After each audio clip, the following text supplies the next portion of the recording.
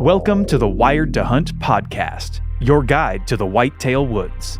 Presented by First Light, creating proven, versatile hunting apparel for the stand, saddle, or blind. First Light. Go farther, stay longer. And now, your host, Mark Kenyon.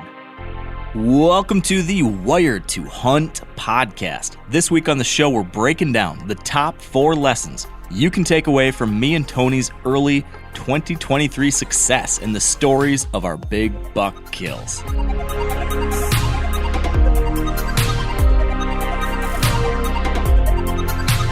All right, welcome to the Wired to Hunt podcast, brought to you by First Light and their Camo for Conservation initiative, in which a portion of every sale of our whitetail camo goes back to support the National Deer Association, which is pretty darn awesome in my opinion. And this week on this podcast, I'm joined by my good buddy Tony Peterson, and Tony and I have some good news to share with you today. 2 pieces of good news, in fact. Good news number 1 is that Tony and I both killed bucks this past week. So we are coming to you as successful deer hunters with insights aplenty. And Tony, if you think you are up for this, I'm thinking both of us should share our story and then break down some very specific lessons learned and some ideas that folks can take from our success, take from our experiences, and apply in their own seasons over the next few weeks. Does that sound doable? Sounds good to me, buddy. All right, so that's good news number 1. Good news number 2, and you can jump in and add some color to this, Tony, but the second piece of good news is that if you are listening to this podcast when it drops during the week of October 2nd through October 8th, the good news is that it is Whitetail Week at MeatEater. So that means everything at MeatEater is whitetail focused this week. Not just what me and Tony are doing, not just what our buddies Tyler and KC are doing, not just what Clay sometimes says he likes to do. We're talking like everybody at MeatEater has been forced to pay attention to the best game animal in the world, the white-tailed deer. We've got a new episode of 1 Week in November coming out on YouTube. There's all sorts of whitetail articles over on themeateater.com. There's a new buck truck episode coming out with a whitetail hunt. There's going to be whitetail-themed trivia. They've even got a MeatEater podcast that's going to be about whitetails, if you can believe it, Tony. I barely can. I barely believe it, Mark. And I know, it's great. And then there's also going to be like a big buck scoring contest every day. You're going to have to guess the score of different folks' deer, and you can win prizes. All sorts of stuff going on across the First Light social media, FHF, MeatEater, mine, yours. I don't know. It just seems like we're going to have more whitetail content, stories, tips, ideas, stuff than like I've ever seen, which as far as I'm concerned is pretty darn cool. Yeah, we've been trying to drag those Bozemanites kicking and screaming to the whitetail side of life, and it's like sort of finally starting to happen. Yeah, man, I'm going to call this a win. I'm going to call it a win. Me too. Yeah. And there's also, they're going to, because of all this, they're going to throw some nice discounts on some of the whitetail gear too. So some of our whitetail camo, our favorite whitetail pieces, will be on sale from like 30 to 40% off. So if you're trying to pick up any last minute stuff, there is the sale too. And I think $350. If you spend $350, you get a free Sanctuary muff. So there's that. That's the second part of my good news, Tony, is Whitetail Week. So that all said, I do want to rewind back to story number 1, which is you killed a big old buck. I killed a big old buck. We kind of know what we're doing finally, huh? Man, I'll tell you what, it just felt good to get out there in September right away and just get after them. Like I think that window is so good. I mean, like almost comparable to the rut in a lot of ways, and people just don't believe it. But man, I don't know. It worked out for us anyway. It was fun. I love early season. Yeah. I might almost like it more than the rut. Sometimes I can convince myself that I might like it better during the rut, because like, you know, you and I, we've been watching our 1 Week in November episodes, reviewing them and stuff, and like having to relive those 7 days when you're like in the tree for 12 hours and don't see a deer or something. Like those days sometimes are brutal. But I never have days like that in the early season. Like, you know what the deer are doing. You can pretty well depend on certain things. You don't know if you're going to see like the deer, but if you've done your scouting, if you've done your work, you can be in them, and it's just something you can operate with, like information that you can do smart hunts with. I just love the fact, like, and I was talking about this on this trip I was just on. I love when you go learn something, whether you observe something or see something while you're scouting or whatever, you get a puzzle piece and you know, like, oh man, I have it now. Like now I just need to, a couple things got to fall in place, but like you're on a hunt where you've got that feeling like this is a serious hunt. Like this is a kill set. Those days are the best. And they're so, like, early season is like the time for those kinds of days, I feel like. Dude, I think, when we talk about the rut, you're like, okay, I got to go find that pinch point, that terrain trap, and I got to ride it out. And so, like you said, with 1 week in November last year and just general rut hunting experiences, it's kind of a cross your fingers endeavor. Like, it's just a different kind of thing, and it might deliver unto you like an amazing hunt, or you might get a lot of days in a row that are just not good. And I just think the work that you can do preseason and the decisions you can make in the first, maybe 4, 5, 6 days of the season opener are like the work just translates to success better. Like you can set yourself up in a way that, you kind of can for the rut, but not as consistently. I think that early season, that first window is just amazing. Yeah. Now tell me this, would you agree that generally the tactics that work when we just killed our deer, we killed our deer in September, kind of mid to late September, the general theme of the approaches we took are basically applicable through most of October and then even most of December, with like the specifics of the kind of thing you're hunting changing a little bit, but the general approach is pretty much the same, right? Yeah. It's, figure out those pieces of the puzzle and get in there at the right conditions. Yeah. So I say that, and that, like, what we're going to talk about here in the next couple minutes, anyone listening could take these ideas and apply it to a hunt on October 15th, or apply it to a hunt on October 22nd, or apply it to a hunt on December 15th. Just, remove and insert whatever the appropriate food source is, or whatever the appropriate bedding area is, or whatever. But that's what I want folks to keep in mind. Like, use this as a template for how you can apply this to your own hunts. And I think with that said, Tony, do you want to kick us off, like, by walking us through, the whatever relevant parts of your story, help us understand how you killed this deer? And this was Minnesota, right? Yep. All right. Yeah, man. The last couple of years, I haven't had the chance to do a lot of September hunting because we've been the filming schedule and whatever. And this year I knew I was going to film right out of the gate. And so, I work with my buddy Eric, and we hang a lot of stands and do a lot of scouting and run a lot of cameras. And this summer was just like, we knew we had one farm that had no beans on it. I had a little bit of hay, a lot of corn, a lot more hunters. And then one farm that should be, kind of like a sanctuary with a bean field in there, which was, so we kind of played it two different ways. I kind of looked at it like, I have one farm that's almost like public land, but there's good deer there. So you're going to have to get in right away and hope it doesn't blow up, and wait for those conditions to get right on the other property that had the beans, and people probably wouldn't be in there. And I ended up playing that program, and I literally I ran into 4 bow hunters opening day out there, and this is a private farm. And, so you're like, okay, this is going to die real fast. And I had big deer on camera and the whole kind of summer deal, but I knew. And then I actually had a really good encounter. I think it was the second morning of the season, like 130 type 8-pointer, and then another pretty good 10-pointer with him coming through. They got to like 60. And so it was one of those deals where I was like, man, you can set yourself up so well and learn something, like you said, and get close. But that part of my hunt just died. Like, with those people coming in there and going in the way they did. Like, I'll give you an example. So we kind of called an audible opening night because the night before I was glassing and I saw a whole bunch of deer in the corner of this alfalfa field. And I thought, if we don't go in there, those deer will be blown out by whenever, So I go in and sneak in on this fence row to get all the way back there and really take my time and go quiet, pay attention to the wind and everything. get in there, don't spook any deer, setting up, get a natural ground blind because this spot doesn't have much for trees. And I look and two guys come walking straight through the field that we avoided. You know what I mean? And so you're just like, you play that game and go, okay, if I was only hunting that farm, by day 3, I would have been into the cover hunting those deer staging. Yeah. But I had this backup spot that I could go to, and the wind wasn't right for the first couple of days. So it kind of worked out for me.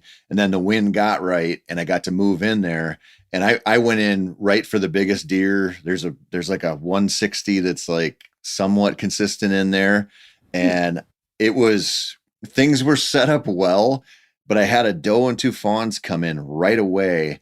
And then I had a house cat come in, and those deer would not, I don't know if you've ever had this experience. I've never had a positive experience where a cat walked in where the deer were. Yeah. And the worst part about it is, if a coyote runs in, they're gone, right? They're like, a cat, they're like, I think I can take a cat, but I don't want to. Like it.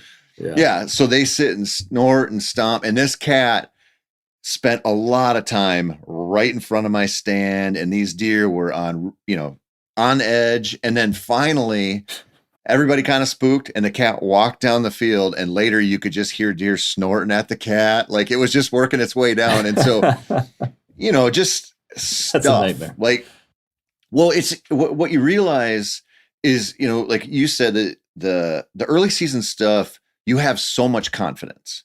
So when you go out and, you run into those dudes walking through the field, or you have a cat come in and screw up your hunt, you're still like, I just need to reset. And you can still like, you still want to go, and you still believe you have a chance, and you're like, but your options start to dwindle a little bit, but you like that confidence, if you've put in the work, is so huge. Like it keeps you in the game in a way, like, that you should have during a rut hunt. Like you should have that during rutcation, because it can happen at any moment. But you know how it is. Like you go do an all day sit and you blank. It is hard to believe that tomorrow is your day. Yeah, it gets in your head real quick. Yeah, I mean, it's like over the counter elk hunting. Like when you have 3 days of that, you're like, why am I not fly fishing or doing something else? Yeah. Yeah. But you stick with it. So I got to ask you to rewind just a little bit and give me a little bit more context as far as the scouting. Like, what pieces of the puzzle did you bring into this? You mentioned you glassed the night before, but what else had you figured out leading into the hunt that gave you all these different ideas of where to hunt? What were you working with first off? And then I'd like to hear like where you saw those big bucks that second morning or whatever. I'd love to hear like what that setup looked like that almost worked. Yeah. So the farm that I was hunting where I killed my buck that has the beans on it has very limited cover. You've got, I think the whole thing's 240 some acres, and it's, you might have 40 acres of cover. Everything else is field. And so it was a lot of trail cameras in the summer and a lot of glassing. And what my buddy and I found out was most of the places we put trail cameras and most of the places we could see where we could safely set up and glass, we didn't see any good bucks, but we knew they were in there. And so we ended up having a camera in one spot we couldn't see. And when we checked that camera, that's where they were. And so it was kind of like, pre-fishing a tournament. You're like, okay, we're eliminating dead water. Even if I check this and I check that and I don't catch fish, I know I don't need to come back there. That's done. And when you're dealing with a mid-September opener and you have a bean field, even if it's, it was in 3 stages, right? It was brown, yellow, and green, depending on where it was, or, how low, high, whatever. There's a bachelor group in there somewhere. Like there just has to be. And so we were like, why aren't they on this camera? Why can't, when we sit here and we glass, why is it scrappers and does? And then you find that location and you go, okay, well, this is like tucked away. It's close to water and it's just got the right stuff. It had a bunch of acorns falling. And so it was a really like kind of frustrating scouting and checking cameras until that. And then you're like, okay, now we know. And then you think those deer in velvet, they're hanging tight there. When they go hard antlered, some of those deer are going to move to these secondary spots. Some of these deer are going to spread out, but they're going to be on the farm. So you're like, as long as I know they're there and I can hunt them right there, and then in just over the field, over the ridge in the field to this spot and this spot, it just gave me a chance to go, okay, I have plan A, B, C, D, whatever, as long as, the wind does this or the wind does that. So that was kind of the setup to it. Okay. And most of the stuff was like, is that big alfalfa field the central food source? Is that right? Soybeans. Soybean field. Sorry. Yeah. For sure. Big bean field, and then there's cover around it. And you were trying to figure out where these deer coming into it. And that's going to tell you where you think they're bedded. Was there an access way to get out, without spooking out that bean field? Like, how are you dealing with the whole exit situation? It was, so there's not a good way to get out. So you go, my first sit here is the best. Yeah. Then I leave and I can go to the other side, and it's like a first sit again where you probably didn't blow those deer out. So it was kind of strategic, right? You go, when the wind got right, I go into the spot I think has the biggest deer and the most deer. That blows up on me. Then I go, okay, now I got to move to the other side, and I'm going to have 1 to 2 first sits there, depending on what the wind does. And, the wild card to that property and to most of my hunt, I don't know if yours was the same way, it probably was the acorns. The amount of deer that we had that were kind of giving up on the beans and staying in the woods eating acorns, or even when they get to the edge, they were eating acorns in the field, was a bigger factor than I planned for. And it became obvious real fast. Yeah. Okay. So you were hunting mornings. You do that. I know you hunt mornings on these trips, especially even in September, October. Can you tell me about that morning setup when you saw those 2 good ones? Yeah. So I'll try to explain this so people don't fall asleep, but there's 100-acre field on this property. It's 50 acres on one side, 50 acres on the other side, and there's a waterway between them. The whole thing is corn. And on the neighboring property is a soybean field. And so I know a certain amount of deer are going to feed in those soybeans, and they're going to come back onto my farm to bed. I also know I can park 3/4 of a mile away from that soybean field, walk down a county road, and then cut through that waterway and get in there, and nobody's going to know. Opening morning, I got caught getting in. Somebody was already back, and I'm assuming it was a buck. And then, that's just that's like the risk you take in a morning hunt. Yeah. But generally, my idea was they're going to just pick their way along the soybeans along the corn, and then cross that waterway in front of my stand, because there's a few cottonwoods in there, and it's money. The whole thing that makes that spot hum is the access, which is, early season mornings are like, that's so important. So it wasn't like I was like, I'm going to kill a booner here. It was like, I have a very safe way to keep hunting multiple times, as long as the wind doesn't really switch bad for me. And those bucks came through. I actually watched a couple other deer go through, and then those 2 big bucks came through together. And where they went off to I assume to bed, I went after them that night, thinking they might come out where I had a spot on top where I had a blind. They didn't come out. I also found out there was a kid in there still hunting all over, which really didn't help my cause any. But that setup, because of the access and because of where they should have been feeding, which is where they were, it allowed me to hunt mornings very safely. Yeah, man, I love that kind of setup. That standing corn with a waterway through it. Like, they love that grassy stuff in between standing corn, or even with like some sparse timber kind of in that, any kind of finger that goes through standing corn that's kind of brushy or something. Sign me up. Like, well, yeah, man. And you think, okay, well, they're eating the beans, they're picking some they're picking some acorns up. They might be pulling down some of the corn because it's kind of at the milky stage. But really, when you look at those situations, the amount of browse pressure in there is wild. And that's, it reminds me of like a soft edge in the big woods, where you're just like, it's not like a definitive thing that they're feeding on or that I could name, but they do come back there and they will kill time in daylight, just nibbling here and there. It feels so safe. For sure. A setup like that factors very strongly into my hunt as well. But didn't you fill that tag in the morning? Yeah, I did. I did.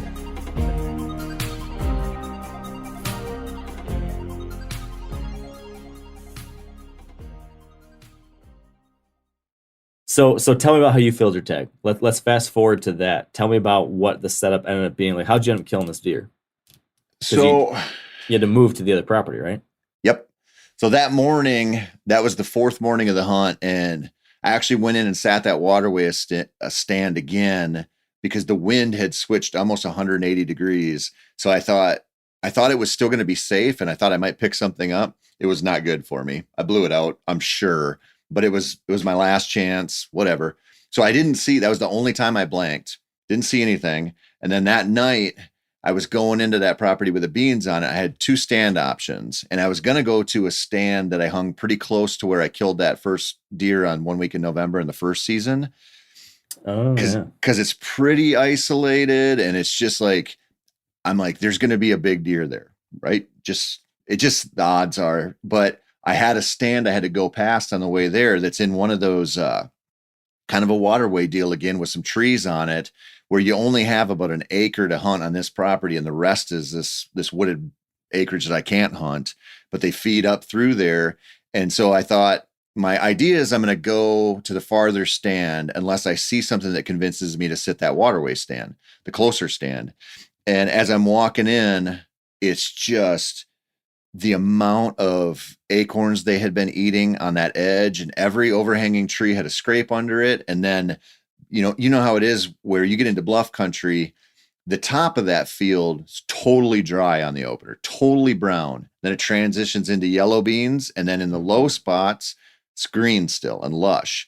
And I looked at the little bowl that waterway comes out of, and it was green and like vibrant summertime green. And I thought, I can't walk past this. There's too much going on here. Yeah. And so I had a decision to make where I could have just followed the edge of the woods around to this stand, but my scent would have blown into that woods. And so the trade-off was go straight through the beans, where I'm going to leave a lot more ground scent, but probably not get winded by anything bedded in there. And I kind of hemmed and hawed on it. And I'm like, I'm going to go straight down through the beans, because at least if they get there and they win, they pick up my scent trail, I can shoot them. Yeah. And so go in, get into this stand. It's nice. I mean, it's like you're looking around, you're going, this is set up well. I'm not going to get busted. The wind's real good for me. And I'm sitting there and I am not seeing anything, and it's getting later and later. And I'm looking out on this gorgeous green bean field. And finally, a deer comes out in the corner that I can see maybe 70, 80 yards away. I pull up my binos and I see this rack come up. And I told, we were filming. I told the Max, I was like, that's a good buck. Get ready. And so I can't see past him because he's standing up to film. So I'm like dying trying to look around this tree I'm in. And I see this deer getting closer. And there, you know how it is, like when you look at when you're above a bean field they've been feeding in, there'll be rows that they just use. Like they look like a highway through there. And there was 2 of those paralleling going through my shooting window. And I look, and a little like 4 or 6 pointer is coming in, and he's filming it. And I'm like, yeah, that makes sense. And I see the bigger buck behind. And so I'm like, okay, I got to watch this buck to see when he hits my scent trail and what he does, because he's going to get there first. And he hits this scent trail, and like a lot of young bucks, you see him kind of working it out, and then he follows it right into our tree. And I'm like, this is not good. Like, this is going to be real heartbreaking, because now this buck's like 40, 35, and I can't shoot, but he's following this lane that's going to take him to 29. And I'm watching him, and he hits our scent trail and stops. And I'm like, I can shoot right here, but it's tight. And I look over, and the camera's pointed down at the Forky, and I'm like, Max, you got to get on the big one. He didn't even know it was there. He had no clue it was there. And so he switches gears, and then by then I'm just melting down, Uh-huh. And I'm watching this buck, and I go, okay, if he turns in this spot, I can kill him, right? He's 29 yards. He'll be broadside. I can kill him. And I'm starting to talk myself into it, because I'm like, he's not going to walk past that scent trail the way that little buck did. Like he's thinking about it differently. And I kind of talked myself into it. Well, he spun around, and I'm like, okay, now he's going to leave. And so I drew, and I had to kind of like crouch shoot. And I mean, you know how it is, like when you're aiming at a deer after you've been watching it a long time, like I have this thought process in my head, because I'm watching my pin go from like his nose to his ass and back and forth. And I'm like, you gotta get your act together, buddy. And I got that pin settled and shot, and it cracked into him, and that deer took off like a freaking rocket. Like, and I was like, I think it went right into the pocket, right into his heart. And it ended up actually hitting him through the front shoulder a little bit and busting through it didn't go through the backside, but it got close. It broke a rib on the far side. So he ended up only going like 100 yards, but you know how it is. Like when you have enough experience shooting deer, for me, when I hit him like that, if I don't see him fall, I immediately start to second guess and go negative and like, oh my God, I screwed it up. Like I didn't get the penetration I wanted or whatever. And it actually just worked out really well. So it was pretty freaking sweet. Man, beautiful, beautiful sight when that all comes together. So what are the two big takeaways or lessons learned that we can pull out of that one? Man, again, like I know I say this a lot, but options. Like, I've been hunting, I've hunted like 10 days this season, and I've had east winds like 4 or 5 days. Like I've had things that I don't typically plan for. I plan for a little bit, but not a lot. And it just reminded me the same thing with the morning sits where I'm like, I know I'm going to sit mornings when I'm doing these hunts.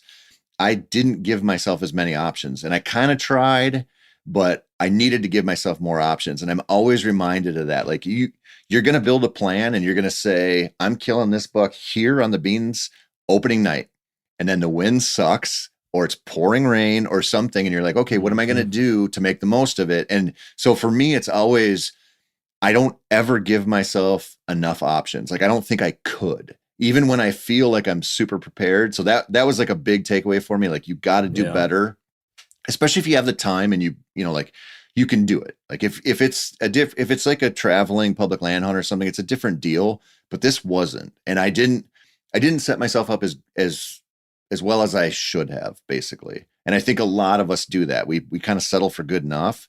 And dude, the other thing that I get reminded of this, I don't know, every 3, 4, 5 seasons is do not walk past really good sign. Like do not. It's so hard not to want to see like what's around the next corner though. Or dude, if you had like a plan to get to point A, it's like, well, I was going to go to point A.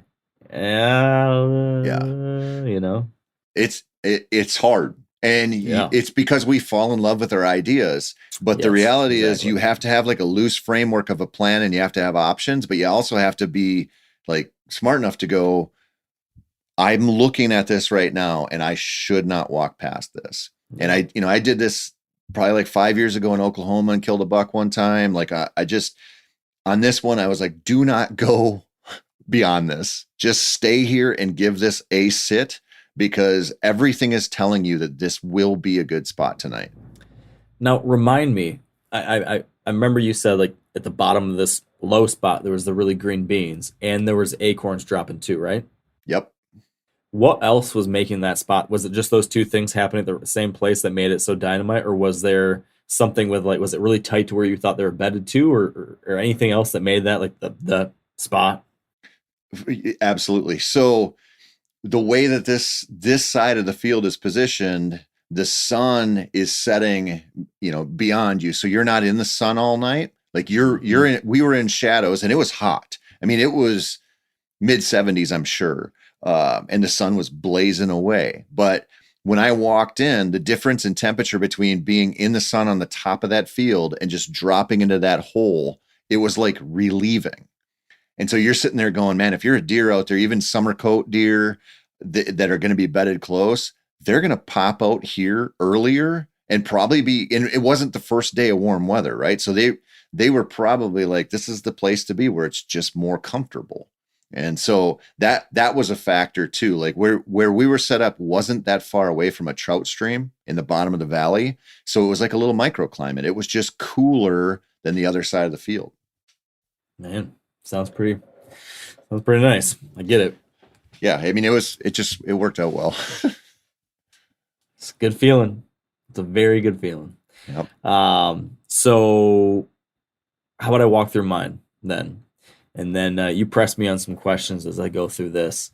And then I've got a couple of thoughts, kind of takeaways that I've thought through on this deer too. So I was in Wisconsin, as you know, and had some like weird changes in travel things that I had to do that I kind of found out late this summer, early fall, in which led to me having to change my hunt plans this fall a little bit. I was going to do a different thing in Wisconsin. And then, as you know, we had some work stuff.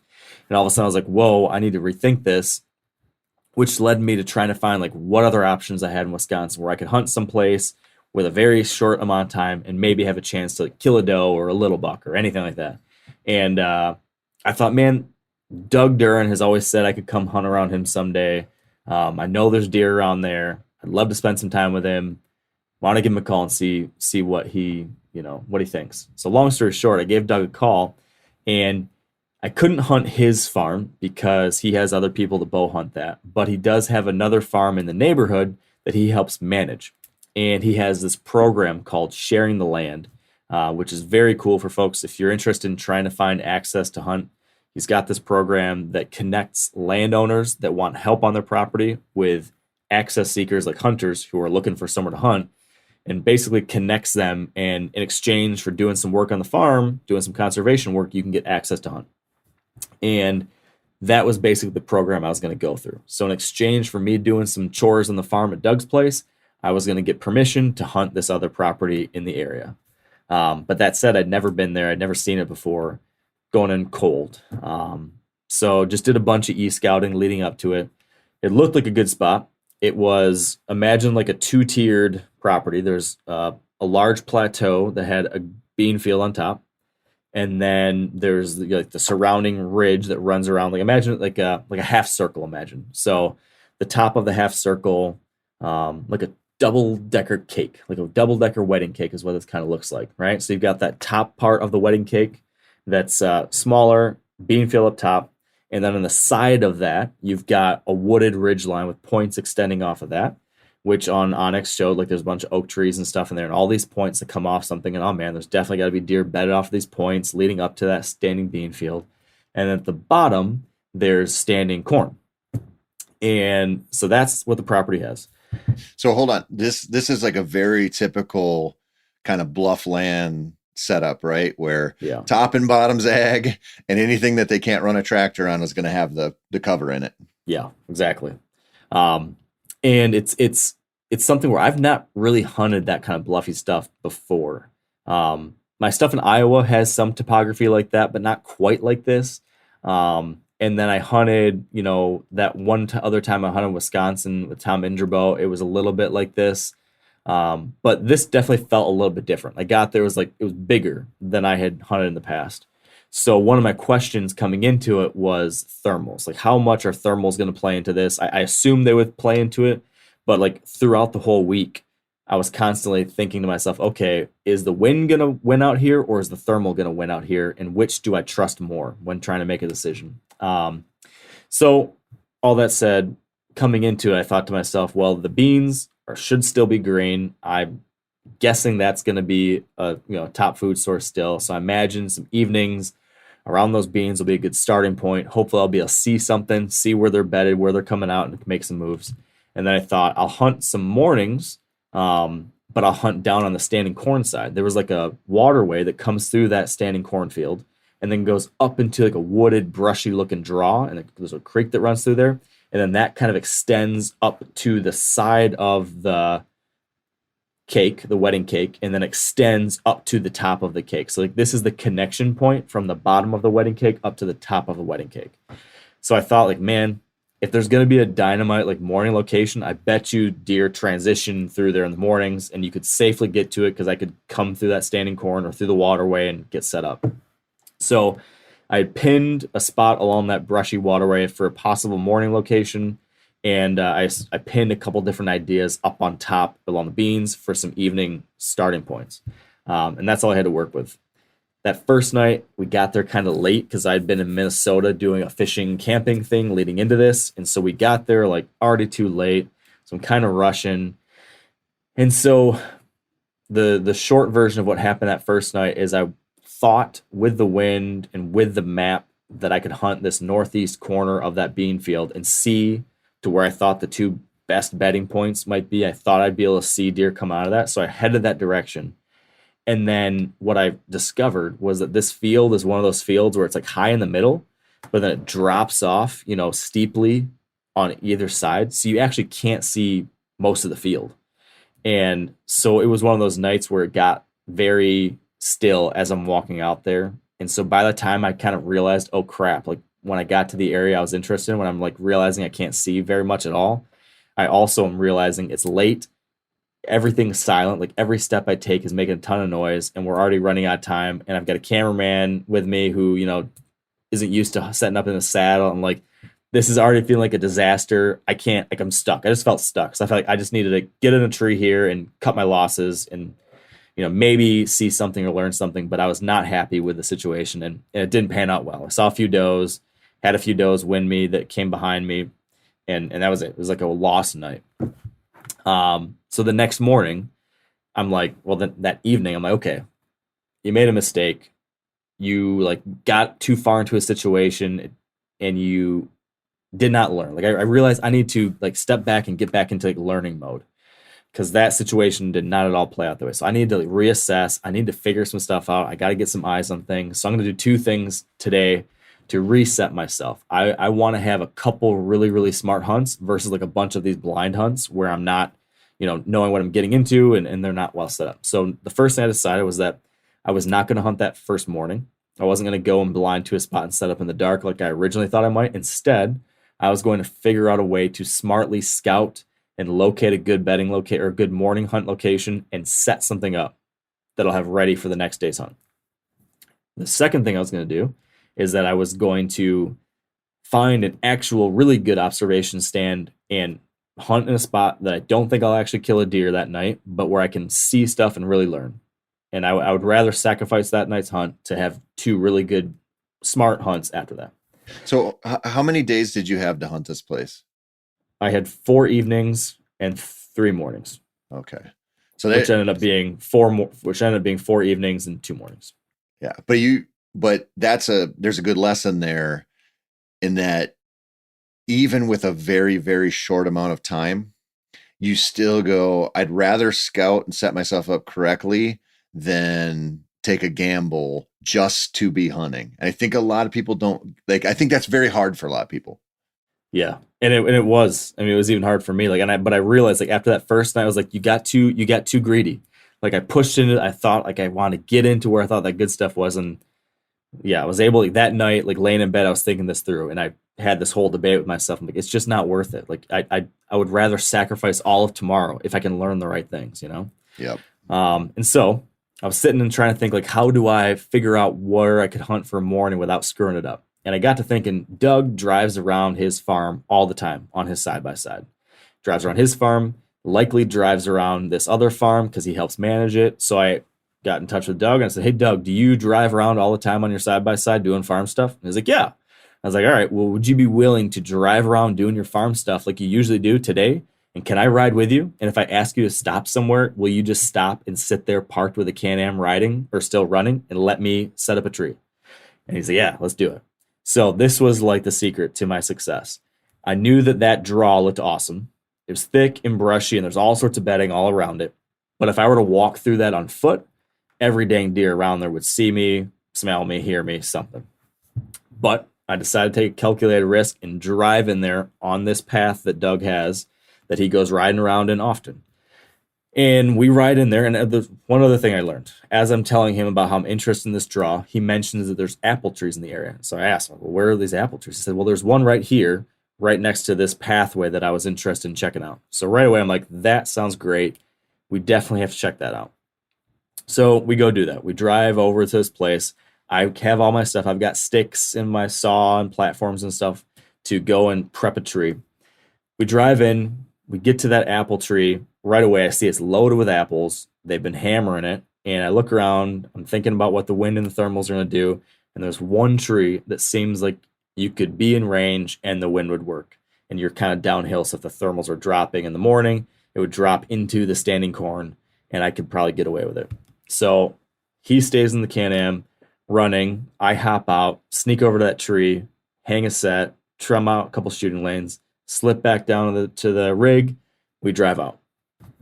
That's all set for the next morning. Hunting this spot where this apple tree is in that waterway, connecting to like a thick alder thicket that leads up that creek bottom and up into like an amphitheater on the side of that cake. So that's the morning plan. Feeling good. Evening, I go back to that bean field, but I find the one high spot where I can actually get up top, and I can from this is the only place in the whole field where you could actually see down to the points. So get up in a tree, 6-something o'clock, all of a sudden deer start coming off of those points. So imagine like the edge of that top tier of the wedding cake, there's these points that extend out. And so each one of these, there's 2 big fingers of beans that extend out into those points, and groups of deer started popping out into those 2 points. Last 30 minutes of daylight, a group of bucks comes off of one of them, several young bucks, and one of them is like a big giant. And the big giant comes working his way down the edge of the timber, and right towards the last light gets almost, within like 100 some yards of me. And then it ends up being too dark. I wait till they leave, slip out of there. And then my plan the next day is to hunt the apple tree in the morning and then make a move on those bucks that next night. So in the morning, I was going to hunt the apple trees and I was going to shoot the first doe I saw. Because the one thing Doug did really want was that in addition to farm chores, he really wanted me to shoot a doe. They're trying to manage the deer population out there because of CWD concerns. So that was also part of like my duty. And so, yeah. Got in there early that morning, was able to get, great access along that waterway to get up into this tree. Didn't spook any deer. Got up, half hour after daylight or something, here comes a doe, smoker. The weird situation with this was that, I shot the doe, double lung. She ran off into the thicket. I could hear a crash. Seemed like, all right, great. I figured, why don't I sit here a little while longer in case a buck comes along, and then I'll pick up the trail. So, maybe an hour and a half after that, I get down the tree, pick up the blood trail. I'm a slow blood trailer, as you know, because I've got the red-green color deficiency issue. So it probably took me a half hour, 45 minutes, maybe more than that to get to the end of the blood trail. But the blood trail kind of petered out right around where I thought that she should be dead. So I'm standing around looking for her, don't understand why I can't find the blood. And I kind of take a few steps back, and then I see a dead deer in the grass, but it's like destroyed. Like it's all eaten up. And I say like, man, that's weird. It's a dead deer. It's not mine though. What are the odds? Over there. Yeah. And I'm looking at it and I'm like, that can't be my deer, but it looks fresh. And like the meat looks really fresh, but I mean like the rib meat is gone. The whole one half is completely opened up. The stomach's out, the intestines are out, the front quarter is eaten, the back quarter is eaten, the back strap's eaten. And it's only been like 2 some hours since I shot the deer. And I still am like, there's no way this is my deer. And then I flip her over and I see the exit wound right behind the shoulder. And then I walk back and I'm like, oh, here's the blood trail leading right to her. And I'm realizing like, holy smokes, like within like 2-ish hours, this deer got devoured. So that was wild. And you didn't hear the oats on there? I didn't hear a thing. And I was less than 100 yards away, Tony. Wow. Isn't that crazy? Yep. I mean, you saw the picture, I think. They really got to her.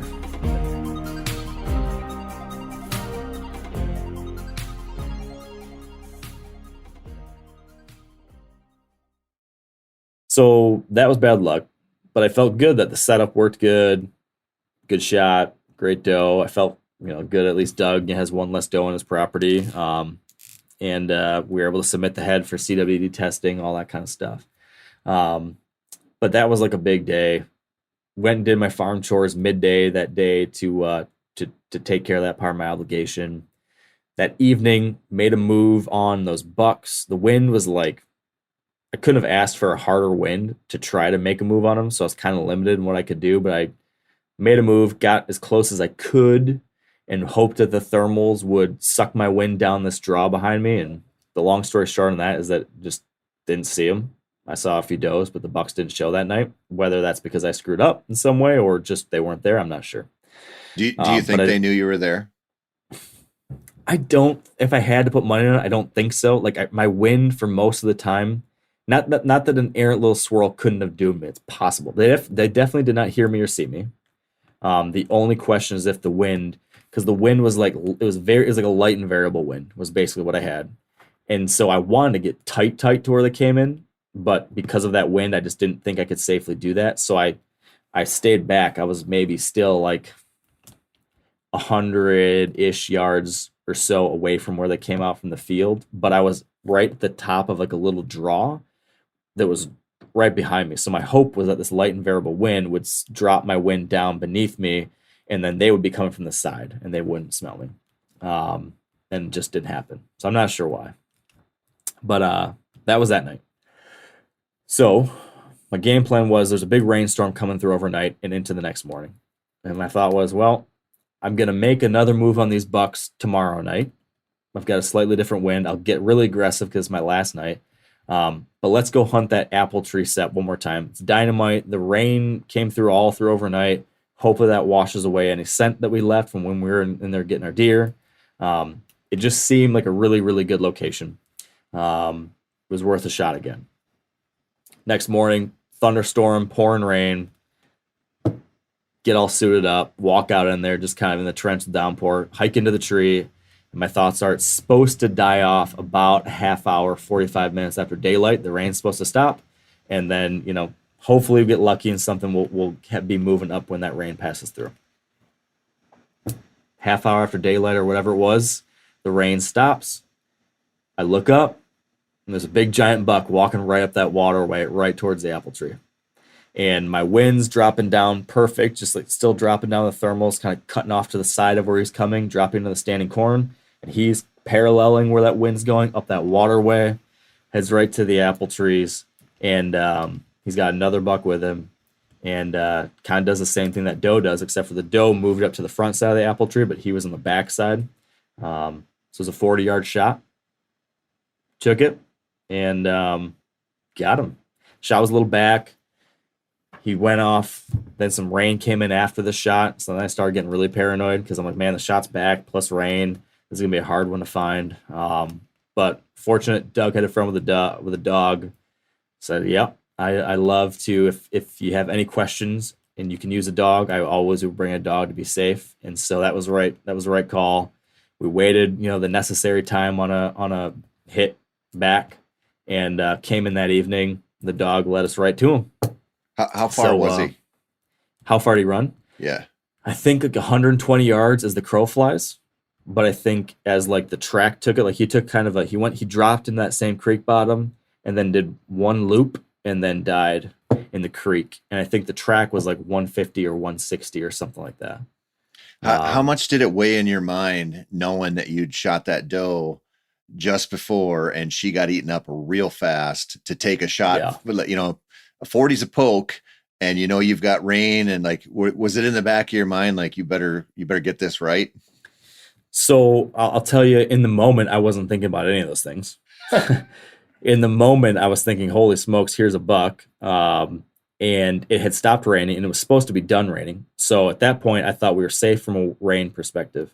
Like it was 0% from there on out. So in that moment, when that buck came in, he came to the back of the apple tree, and his running buddy didn't go to the apple tree. The running buddy started heading into bed. They just headed into his cover. And so when I saw that, I'm like, he's going to follow his buddy any second now. Like, this is going to be my shot. I just remember thinking, like, I don't think he's coming closer. And so 40 is my max range. Like, I don't like to shoot past that on a deer. And but he's a big bodied deer. And I'm just thinking, I can do that. And, I didn't 12 ring him. He kind of did a little, he started to turn a little bit, and I pulled a little bit, and those two things combined I thought the hit might be back of the liver or just behind it, and that's what it ended up being. So when I really got stressed was after the shot, because after the shot, then this extra rain came through. I'm like, I hit the deer back, and now there's this rain, and then there's those coyotes. Like, I can't, but what I came down to is like, I'm thinking about all these things, and I'm thinking, I'm worried about coyotes getting on him. But you can't push a deer like that that's hit in that place. Like, if I go in there now, there's a very good chance I push him and I'll never find him. If I wait the appropriate amount of time, I should find him. And hopefully I'll find all of them maybe I won't, but at least I know like I didn't push him away. That seemed to me like the only way to guarantee I'd find him. The other way would be like very likely I can mess it up. And so that was the judgment call I made. And unfortunately, he was in perfect condition. No coyotes got on him. He died in the creek, and so the creek, kept him like perfectly cold and cool and great. Like the meat was 100% great. So yeah, all of that worked out awesome. He's got a drop tine. He's got a sticker off of G2, like a very cool deer too. So just awesome. Yeah, he's a neat buck, man. So what'd you learn? Yeah, so I'd say the two things are this. Number one, you kind of addressed this early on, the value of scouting more than hunting. Like that was the key to my success, was taking that day 2 and saying, you know what, I just need to learn. I just need to figure this out right now, because right now I'm working with 0 pieces of the puzzle. I need to sacrifice a day of hunting to get some puzzle pieces and to prep something and make sure I've got, something that's well planned. Blind hunts, uninformed hunts are worthless. You're just counting on luck, and most of the times you're not going to get that. So I'd much rather sacrifice a day like that to get 2 or even 1 just good days. And so that was the key, was going in there that day and doing that midday scout and prepping that location in there. And then even if I didn't kill that buck that morning, I think that the things that I learned through the evening probably would have led me eventually to killing a buck up on top, maybe 2 if I had a few more days. Cause I feel like I was, learn a couple key things that I needed to with that observation sit as well. So that was the most important thing, I think. Glassing, observing, doing a little prep work, doing that scouting work. That's the ticket. Was that buck the one you saw in the beans? So I haven't seen the footage, so I can't say with 100% certainty, but I'm 96% sure. Like it matches up visually as I remember them. Like the frame is the same for sure. I feel like I remember seeing like a funky thing off the main beam on that evening buck, which would match up with the little drop tine on the buck I shot. So I would say 96 to 97% sure. I just haven't got to confirm it with a view yet. It was low light, in the evening hunt. So when he got close enough, so I just didn't see him well enough to be certain. And the second thing is just the importance of never being so set in your ways that you're not willing to break your own rules. So as you know, I'm usually not an early season morning guy. At least I used to be like a never. And then over the last 10 years, I've gradually, 15 years ago, when I was basing most of my hunting off of what other people said and what I learned from other people, that was like a rule I wrote down because so-and-so said it and so-and-so said it and so-and-so said it. So I said, okay, you can't hunt early season mornings because they're too risky and it's not worth it. And then over the last 15 years, as I've gotten more and more and more experience of my own, I've slowly learned that, there is a reason why those are risky and maybe not always a great call, and maybe some places it doesn't set up. But at the same time, there are other situations where it's worth that risk, or where there is the right access, or where there is the right situation that it can work. And so in this kind of scenario where you don't have a lot of time, and you had something you could access, like, heck yeah, hunt it. There's no reason not to try, especially when you had good in and out access the way I did. And not a lot of times. You got to take advantage of the opportunities that you do have. So thank goodness for my evolution over the last 5 to 8 years on that one, because I would have missed out on a great opportunity if I had. Well, I mean, there are situations obviously where people can't do it or you shouldn't do it, but to go into a new property, or even to take some of the properties we think we know and just be like, there's no way. I mean, with the way things change and crop rotations change and logging and whatever else, like there are opportunities out there that you should be looking for. Maybe you won't find it. Like maybe it just doesn't exist on your farm, but it probably does. Or like there's maybe a better chance than you think. And when you find it like that, I mean, that's a great opportunity. And that's one of those setups like you're talking about. That might be good every day of the season.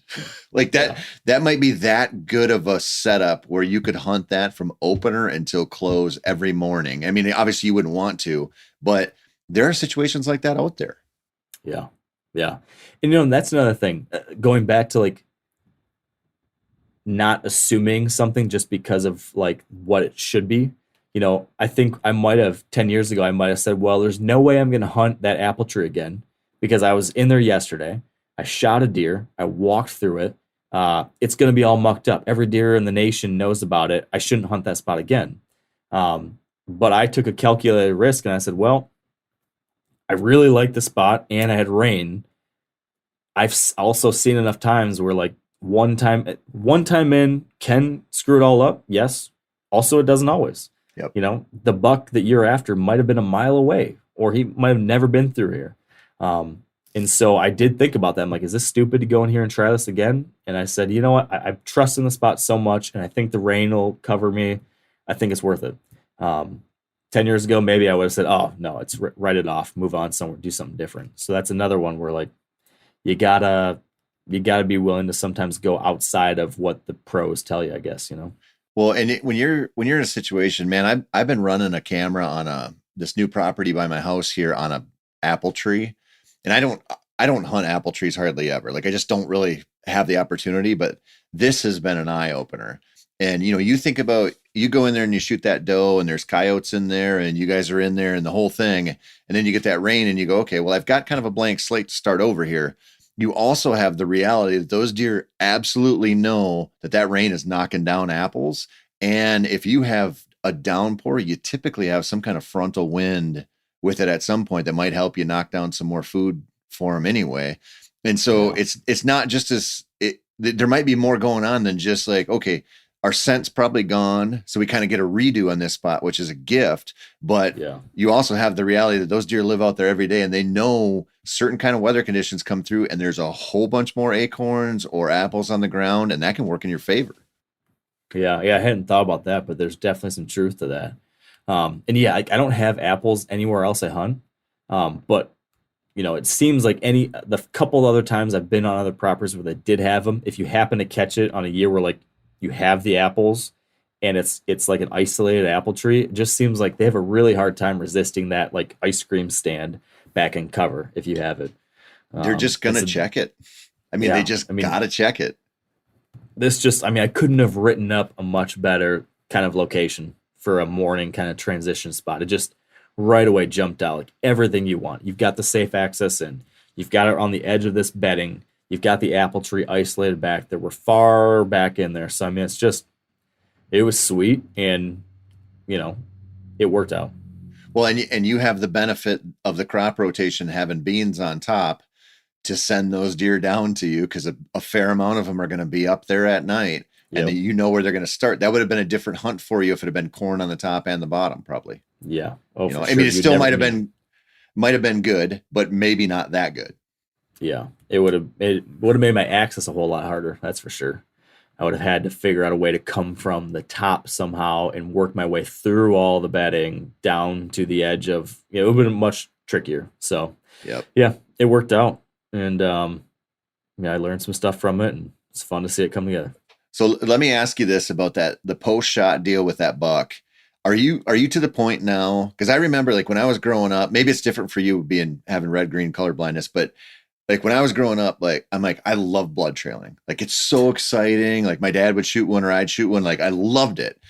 Now I'm to the point where I'm like, if I don't see them fall, I almost hate it. And like we had a situation, I was just in Wisconsin with my daughter and she shot a little buck and that I actually saw it hit. Like we watched the footage. I was like, this deer is toast. And that deer did stuff on that blood trail that I was so frustrated. And it took me like 2 hours to find him. And he was maybe made it like 125 yards. But I remember just being like, I don't like blood trailing anymore. Like I'm not enjoying this at all. Like I hate the uncertainty and the second guessing. I'm like, I just want them to I want to watch them tip over from here on out. Yeah, I'm almost to the point where I'm only going to take 20-yard shots where I guarantee like a hard shot just because of that very reason. Like I just want to see him go down because to your point, like it's so stressful and the tiniest, like the margin for error is so tiny. I mean, I kept thinking about on this buck, if I had just been like when I looked at the shot, you give me 2.5 inches and it would have been double lung shot and that deer, like no questions asked, is dead. Yep. But I mean, just that. It's not much. It's like a finger length. And that is going to make the difference between me having a miserable day of stress or right away high five and stoked. And so it's just, I mean, the tiniest little thing. It can be a little mistake on your own, or you could do everything perfect and the deer can move, or a little gust of wind, or a little, I mean, all these little, the fact that we ever kill any deer, Tony, I think is a freaking miracle. Dude. You know, there's so many things that can go wrong. It's so true. And the thing that, I mean, this happened to me twice. It happened to me on my buck and it happened to me on my daughter's buck, where I thought the hit was like 4 inches from where it was. And that didn't really change anything on my buck, but on hers, it changed everything. Like I wouldn't have just went out there to go find it. Like I walked out there way too cocky and I was like, that deer is toast.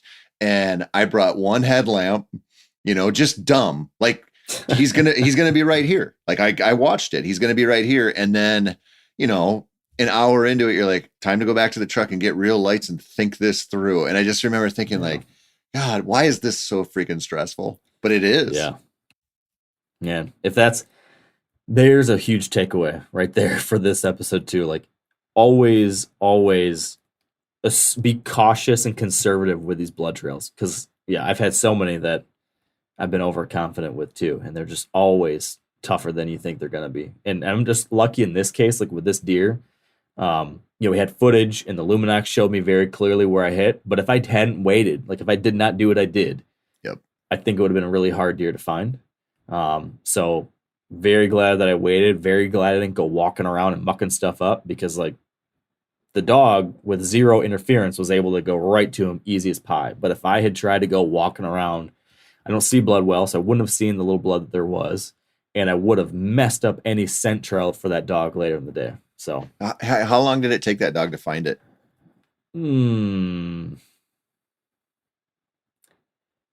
I think probably was 20 minutes, 30 minutes, but it was like the only reason why it took even that long was because we were in like literally crawling on all fours. It was so thick. So we had to crawl through like this hellhole to get into where this deer was running around or walking around. But I mean, the dog never once had to be pulled onto a different trail, never once had to be led somewhere different. Like he just got on it and walked it right. And we could see blood here and there along the way. Like he was on this trail the entire time. So I bet you he could have found the deer in 5 minutes if we hadn't had to be like crawling around. Yeah.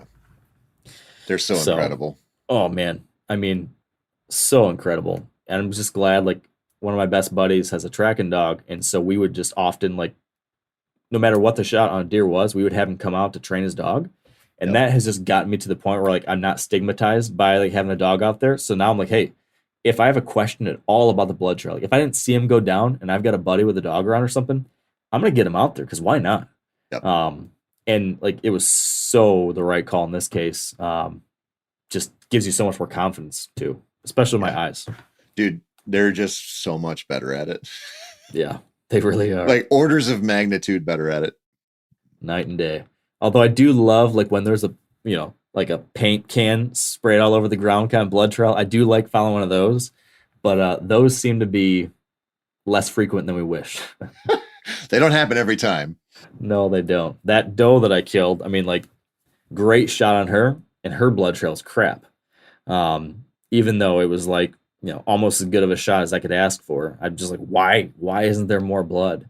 You just don't. I mean, they're just weird. You just never know. So, well, buddy, I'm gonna say we wrap this one up. I think we've got some good stories we were able to share. We've got some good lessons learned. We've got some good things for you and me to keep in mind for the rest of the season. And I've got another opening day hunt coming up here. Well, when people listen to this, my hunt will have already happened. But from us recording it, we're like 5 days out from opening day in Michigan, which I'm very excited about. So let's do another one of these soon. How about that? Definitely. Well, good luck there in Michigan, buddy. Thank you. You too, man.